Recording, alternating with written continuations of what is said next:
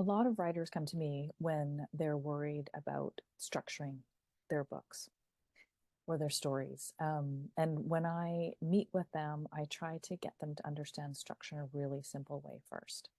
And that is just to think about a beginning, middle, and end. That's really the first way any writer needs to think about structure. What's going on in the beginning?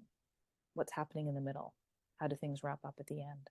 So if you first think about those three chunks, you're on your way to having a structure. And then the next thing I ask the writers to think about is that beginning, middle, and end having a kind of form that's proportional to the other elements. So we break up the beginning and the middle and the end into three parts. I like to use the acts, the three act structure, as a basic starting point because everything else out there kind of fits within it, anyways. So we start by thinking about the beginning being act one, the middle being act two, and the ending being act three.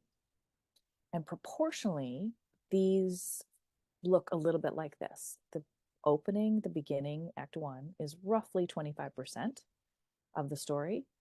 The middle, and which is mostly act two, is 50% of the story, pretty close to that. It's the bulk of the story.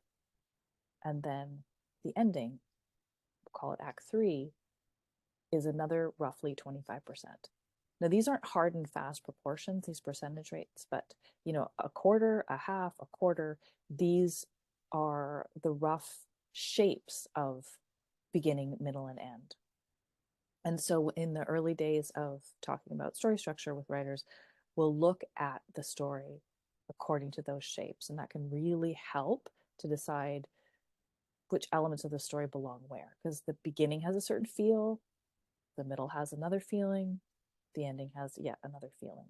And so once you can tune into those differences, it begins to help figure out how structure is kind of inherent in every story and how you can work with the existing energies of beginning, middle, and end.